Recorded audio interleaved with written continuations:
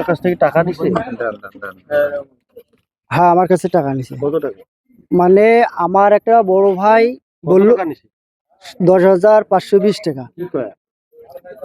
আমার বড় ভাই বললো কি যে স্যার একটা ছেলে খুঁজতেছে, কিসের জন্য, কয় ভূমি অফিসে চাকরি দিবে। তো আমার ছেলের যে লেখাপড়ার যোগ্যতা কম, কয় ওটা চালিয়ে নেবে। কোন ক্লাসে পড়ে আপনার? ক্লাস 9-এ। তার লেখাপড়ার সমস্যা, কয় না চালিয়ে নেবে, সমস্যা নেই। কথা বললাম, জিয়া বললো কি যে ভাই আপনার ছেলে তো বয়স কম, তা এটা আমি চলে নেবো। যদি হাতিবান্ধা চাকরি করবে ভূমি অফিসে, তো ছেলেটাকে দেই। ভাই কত টাকা চাইছে, কয় 20,000 টাকা লাগবে। কি করবেন এই টাকাটা, কয় আপনার ছেলের অ্যাকাউন্টে জমা হবে। ঠিক আছে, যদি অ্যাকাউন্টে জমা হয় তাহলে আমার ছেলেকে লাগবে ব্যাংক অ্যাকাউন্টের সময়। তা উনি টাকাটা নিয়ে চলে গেল। আমার ব্রেনটে আমার আঘাত পড়লো যে আমি টিএন অফিসের দিক যাবো। আসলো কত টাকা? 20,000 টাকা। তো ভাই আমার কাছে অত টাকা নাই, আমি 10,000 টাকা দিলাম, নিলে নেন নাইলে নাই, করে দেন, ওরা আমি শাড়ি নেবো। আর একটা ছেলে ওই কবরেজি করে, তা আমি কইলাম কি কবরেজি করতে আমার একটা সমস্যা দেখেন তো। একটা সমস্যা নয় যে একটা কথা কি না ছেলে নাকি আমার, না ছেলে নাকি, ছেলে যদি নাগে তা কি সমস্যা, বিয়ে দেবো? কারণ না না চাকরি দিবি। কি দিবি? কারণ স্যার আছে। তো স্যার আছে তো কি চাকরি দেবো? আমি তো মুখের লোক বুঝি না, কি চাকরি দেবো? না স্যার বলবি আমাকে এই যে মনে করো ভূমি অফিসে চাকরি দেবো। তা অত কথা করে বলে আমি কইলাম ঠিক আছে, ছেলের বাবাকে ছেলেকে আনবো, যদি কথা যদি আমার মজা লাগে তা চাকরি ওনাকে দেন, আর না নাকি নাই।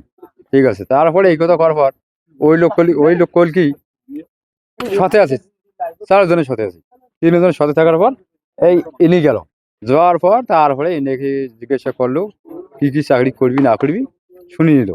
নেওয়ার পর সকাল মনে করে হয়ে গেল 11টার সময় ছবি টবি চাইছি, ফটোকপি চাইছি, টাকা চাইছি। ওই নিস কত টাকা? 20,000 টাকা। তো ইনি করলে 20,000 টাকা আমি দিতে পারবো না, 10,000 টাকা দেবো।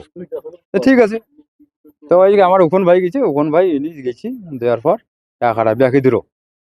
আমি চিন্তা করি টাকা যদি ব্যাকে দেন তো ওনার হাতে দেন, ভালো যদি হয়ে থাকে, চাকরি যদি গরমিছে আমার হয়ে থাকে তো ভালো কথা। এই আমার নাম আমজাদ হোসেন সজল, আমি ডায়মন্ড লাইফ ইন্স্যুরেন্সে ডিএমডি হিসেবে আছি। নতুন, আমি এখানে নতুন ব্রাঞ্চ হিসেবে কাজ শুরু করছি। তো যেহেতু আমি এলাকার লোক, আমি কিন্তু বাড়ি অনেক দূর না, তো এখানে নতুন অফিস হিসেবে নতুন অফিস করতেছি, কিছু লোকজন দরকার।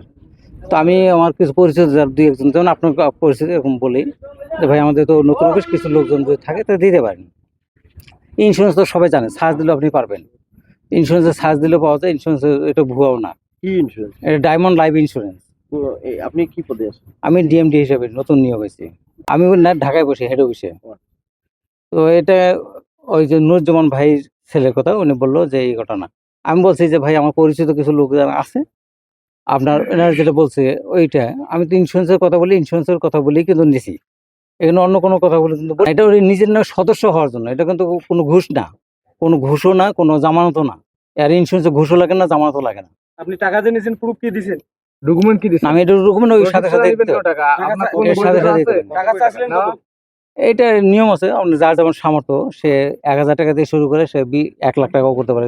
আমি ওনার কাছে নিয়েছি 10,500 টাকা।